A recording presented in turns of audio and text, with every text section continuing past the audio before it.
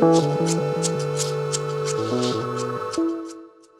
hi, hello creatives, welcome back or to my channel. My name is Lindsay and today we are diving into my reading journal, slightly different from what I've been doing before. Before I was doing monthly stats essentially, and I was going through all the books that I read for that specific month, but I have slowed down a little bit with my reading, and actually in the month of April, I think, I didn't read anything. So I didn't want to essentially skip a month. And I also know that I would run out of paper in this journal if I was doing it once a month, and I would read at least 2 books every month. And sometimes, I read more than 2 books in a month when I'm listening to audiobooks as well. So I figured I'd do it this way instead so that I could save a little bit of paper, and then I don't have to set it up. Also, I don't have to set up so many monthly setups. So I'm doing it quarterly. The first quarter I did it with the first 3 months, and they were separately, but that's okay. But the second quarter for April, May, and June, this is what I've read. And so, again, in April, I didn't read anything, but that's okay. And but right now I'm working on the cover page, and I'm just writing out the second quarter, and then I'm going to write down the individual months as well. I'll write down in a different purpley color. I'll write April, May, and June. And then again, I'm still doing the stats on the right hand side as I normally do for the month, but instead obviously it's just going to include 3 months as opposed to only 1 month, because again, I don't read all that much recently anyways. I just haven't been through a little bit of a slump, and nothing against any of the books that I've read, because I've read some really great ones, but sometimes I just go through a little bit of a slump. And I've been reading a lot of actually audiobooks, or I guess listening to audiobooks, but yeah, so I've listened to a bunch of audiobooks this quarter, and actually I've only read 1 physical book, which is bad, but not bad. It is what it is. Life gets in the way, and it's normal, and I'm a slow reader. I can't, take back and put back, 10 books in a month. It's just not possible for me. I read slow. And technically, the book that I did read in this quarter that was a physical book, it was over 700 pages. So in my opinion, I could very easily count that as 2 books, because 700 pages is not the average for 1 book. And I can very easily count that as 2. And sometimes, that makes me feel a little bit better.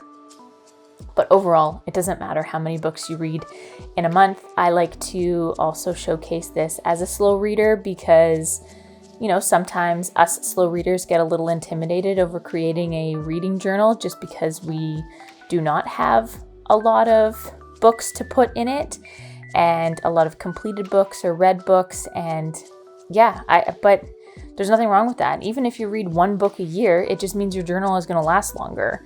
And for me, this is going to be 2 years worth of a reading journal.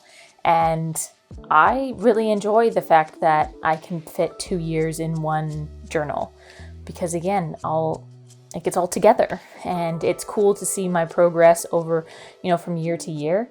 I think I'm honestly at 17 books so far. I can even look at my I think I'm at 17 books so far for the year, and I think, I'm at 18, and my goal for the year is 20. And we're only the beginning of September, middle of September now, which I know I'm quite late at doing this video, but, life, as we all are aware. But, and I am 7 months pregnant? No, 8 months pregnant. I am 32 weeks, almost, and it's hard to sit for a long period of time. It hurts. And just the position that the baby is in. But anyways, back to what I'm doing. I am tracing actually around the letters of the April, May, and June, and then second quarter, just because I feel like it pops a little bit more, especially when I do a little bit of a drop shadow. And I really like how this page turned out. The stickers and the photos and stuff that I've used, they're just leftovers from my bullet journal themes for the month. And I just kind of, grab a few and, put it on my, I guess this is kind of like a scrap journal where I use a bunch of my scraps and stuff that I have, but it doesn't look like that because, again, I'm using photos that I've printed off of Pinterest that are just extras. And so, yeah, but I really like that I'm still able to use them, and I like that I'm able to kind of coordinate some of them with the book covers. For an example, this one that I'm doing now, I only have one Pinterest photo that I add because you'll notice that I either do a page like this or I'll do a full double page spread of just all photos. And my criteria for the difference is any books I rate 4 stars or more, I do a full journal spread on, and then anything I rate less than 4 stars, I do this type of page where I put the book cover on the left side, and then just like the stats of the book and how long it was. I mean, you can read all the stuff there. I have the title, the author, genre, format, pace, how many pages or the length, and when I read it, and then is it a part of a series or is it a standalone? And then I have an overall rating, but I also break it down by spice, characters, and plot. And how I determine each of those stars could vary, so don't trust my stars. They kind of vary a little bit. I'm not super consistent with it because I fail to kind of do that right after I read the book. And for me, reading, I dive into it at the time of reading, but I struggle so much, especially when I'm going through, even though it was only one audiobook and one physical book and a bunch of audiobooks, I still struggle to kind of look back and know exactly, well, this happened, this happened, this happened, and this happened. I don't know. Sometimes I don't know. And there's a few big things, obviously, that I remember that happened, but the little stuff that kind of makes it, I don't know, that adds up to the stories. Just sometimes I don't know. I don't remember. And that's fine. I mean, I'm a math girly. I am not a English girly, but I can still enjoy reading because I still dive into the book at the time, and I can visualize what I'm reading, which is great. But then to retain that information and be able to, articulate my feelings of what I just read and all the events that just happened, I forget. I really do. And so this is the other type of page that I was referring to that I do. And this is, again, when I rate a book 4 stars or more. And I really enjoy this because, and I actually had a few people comment on some of my videos that they really like that they saw that I did this because, and I'm not taking credit for this at all. There's definitely other people that do this out there, but I'm a math girly. I'm not an English girly. I can't write all of my thoughts and feelings on how I felt during the book, especially afterwards.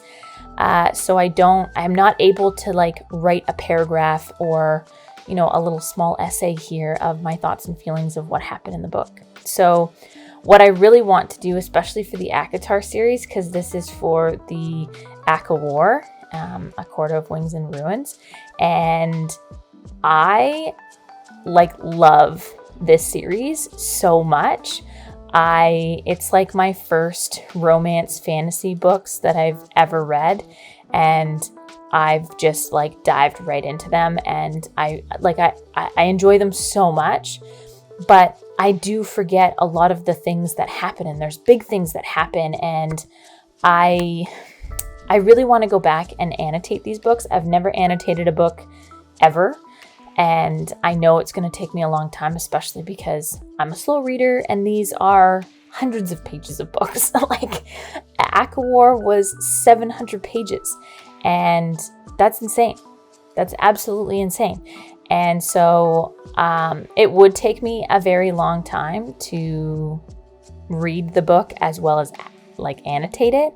But I think it would be very helpful for me to be able to have all of these tabs of like, big things that happen or even just like I have those clear sticky notes, and like after every chapter to kind of just jot note things that happened in that chapter, just so that I'm able to kind of look back and participate in certain conversations, because I know that I love these series, especially while I'm reading them, like I'm obsessed. But to talk about all of the nitty gritty things that happened and the small things and, favorite quotes that I have, I don't know. I really don't know. And it's frustrating, but I know I can't be the only one out there that would read a book and a week or two later, even though you loved it, you're not going to be able to say everything that happened. I can say a few things that happened, but I mean, I can't sit here and be able to say that, oh, well, this happened, and then after that, this happened. I don't know. But yeah, and that's okay. And that's why when I want to do a journal spread of a book that I really liked, I go to Pinterest and I write in a Court of Wings and Ruins aesthetic, or I write down the author as well, and I type it into Pinterest and all of these photos come up. And I try to pick certain photos, especially as I look at the photos, you can kind of see what happens. Like, I mean, this is a spoil-free video, so I'm not going to go into any details over anything, and mind you, I can't. But I try and pick photos of little events that I know that happened, and it's easy to kind of look at some of these photos and be like, okay, this represents this represents this, and that all makes sense. But sometimes sometimes the small things that happen in a book that is much more impactful than all of the big things that happen. So yeah, I definitely would love to kind of go back and annotate these books, because I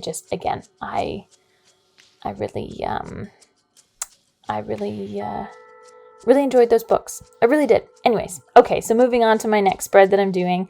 This is what was it? The Things We Leave Unfinished. And this was my first Rebecca Yarros book that I read.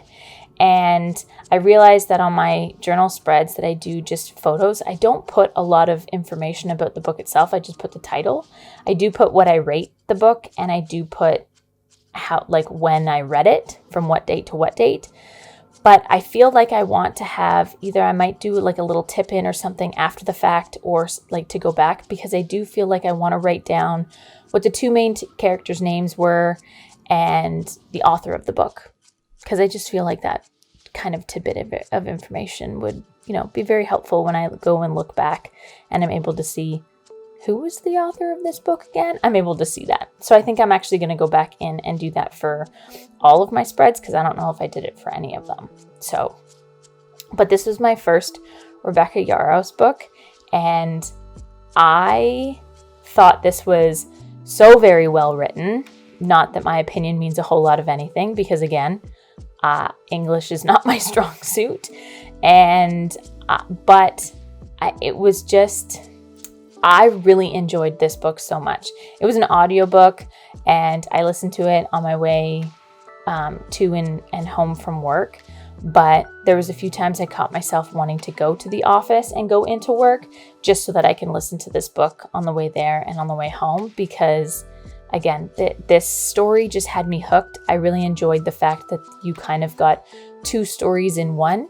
And it's about, Georgia and Noah. They're both writers, and Georgia's great-grandmother,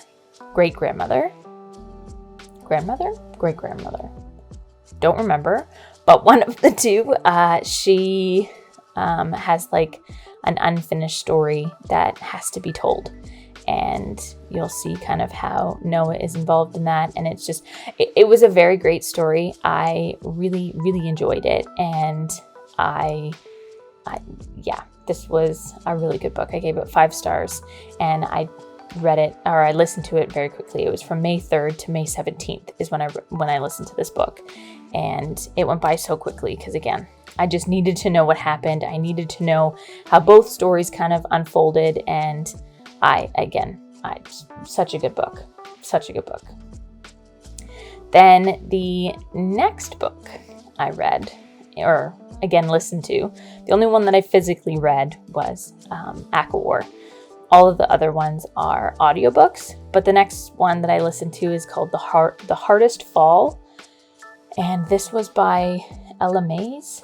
Ella Mays? I think that's how you say her name. This was my first book that I listened to of hers, and I enjoyed this one. I thought that this was like so cute. It has like the definition of a rom-com. You want something light and fluffy, but still has like a little bit of a story, but is just, I don't know. It just is a feel-good book, I think, is the best way to describe it. And it legitimately gave me butterflies when certain things were happening between the two characters. And I was like getting butterflies for her, and it was great. It was great. I remember I try to do my Goodreads reviews immediately after I read the book so that I have, I have like a whole fresh mind and I'm not, diving into the next one. So I'm able to kind of say what I'm truly feeling right after I finish the book, which helps. And so, yeah, I just kind of went back to my Goodreads review and am kind of, telling you exactly what I wrote down so that I can kind of remember how I was feeling during this book. But I remember like belly laughing during it, and it was really good. It's about Zoe and Dylan, and I can't go into it. It's a sports romance as well. It's a football sports romance, and it had a good story. There's a few things that like I didn't quite realize was going to be a part of it, and it had a little bit more than just fluff. You'll see one of the books that I listened to this month was just fluff, but this one felt more than that, and I'm excited to read more of Ella May's books because, again, I really enjoyed it. But the stickers and stuff that I used and some of the washi tape, the stickers, I pulled some stuff out from my pen pal, and then I started to, because most of the pictures are in black and white, I kind of went with the first kind of color that I saw, and it was pink. And so I grabbed a bunch of pink things and started to put it down. I guess I can kind of tell you how I come about creating these, or my thought process when I put the photos down. I always deal with the photos first because they're normally the biggest, but I always keep in mind where I want my title to be. So you can see that I have blank spots that I left out for the title because I always put the title on it. And again, I'll go back and add in the author so that I know for moving forward. And yeah, I kind of always have it in mind of where that's going so that I leave that space, or I put a photo down like the top left, the M&Ms that are there. I left it. I knew that I could put, the word "the" over top of those because that to me is more of like a background photo than a primary photo, if that makes sense. So yeah, that's kind of how I go about doing it. And then when I start to stick down the pictures, that's when I've kind of add in the washi tape and other stickers kind of behind it. And then I go through and add in my title and then add in sometimes more stickers. And then I go in and, put the rating and when I read the book and how long it took me. Like I said, this one was very quick. Oh, no, this one. Oh, I have to turn the page so I can read it for you because I don't remember. This one was also only in May. And this was from May 17th to May 25th. So again, I read this one pretty quickly as well, or listened to it really quickly. I don't know. Do you say listened or read, even though you're talking about an audiobook? Does it matter? I feel like it's kind of the same. I don't think it really matters because audiobooks is still reading a book. It still counts. In my books anyways. But yeah, and then again, I go through and outline the title because I just feel like it pops a little bit more, especially because I used the pink as the drop shadow for the blue letters. And I think that it it pops so much better and kind of separate the two colors by outlining it. And then I go through and add in a bunch of these like pink and blue stickers that actually this little sticker book that I got here that I'm using is honestly from Dollar Tree. I went and picked up quite a few from Dollar Tree, and it's hard to use them because sometimes they're kind of small, but I'm really trying to use my stash and not trying to buy a whole lot of new stuff, but it's very hard not to buy new stuff because it's just so fun. But I have to organize my stuff better so that I'm able to see everything that I have. But I really enjoy how this one came out, especially because, again, most of the pictures are black and white, so I was able to kind of choose any kind of color scheme that I wanted. And as I mentioned before, there was one book that I've kind of listened to this month that was just fluff, and if you can't tell, it's this one. If you can tell by the cover, it's called Tapping the Billionaire by Max Monroe, and actually there's like a series. This is part of the Billionaire Bad Boys series, and I've already read the second book as well. The second book was definitely much better than the first book. I think the second book was called Scoring the Billionaire, but Tapping the Billionaire, it was, again, based on the title of the book, you know exactly what you're getting, or you should know exactly what you're getting. It's definitely very smut heavy, and it was enjoyable. It was nothing special. It's not something that I will like brag about and be like, you have to read this, but it was a nice thing to kind of read because I have the Audible subscription and you get 1 credit a month, and there's like the whole catalog that you get as well of books that are like included, and this is one of the books that are included. So it's kind of like one of those filler books until I get my next credit. Right now, I'm actually reading or listening to the Twisted series. I'm on Twisted Games, which is the second book in the series, which is what I'm spending my credits on. But when I've used my credits up for the month, then I go in and look at stuff on the catalog, and I try to find books, honestly, that are in a full series and that are all included. But sometimes I don't get that way. But I think there's one more in the Billionaire Bad Boys series that I haven't finished yet. I read the first 2. I think there's a third one. I know there's like 0.5s and stuff, but I don't count those. I just count the main books. But yeah, and then I go in and fill it out. This one's about Georgia and Klein as the 2 main characters. And again, I enjoyed it. It's nothing special, nothing that I'll remember for a long period of time, but it was still good. It was still good. It was exactly what I wanted at the time because it was just fluff. And sometimes you just need fluff. Sometimes you need filler stuff, and where you want to kind of turn your brain off and just kind of dive into a book that is not heavy and not going to take a lot of brain power to follow along with. And that's exactly what that did. But so there's all the books that I read for the second quarter of 2023. I don't know how many books I've read into the third quarter so far, but quite a bit. But yeah, thank you so much for watching. If you made it this far, I hope you like, comment, share, subscribe, all of the things. It means so much to me and helps this channel grow. And I will see you very soon in my next one. Bye.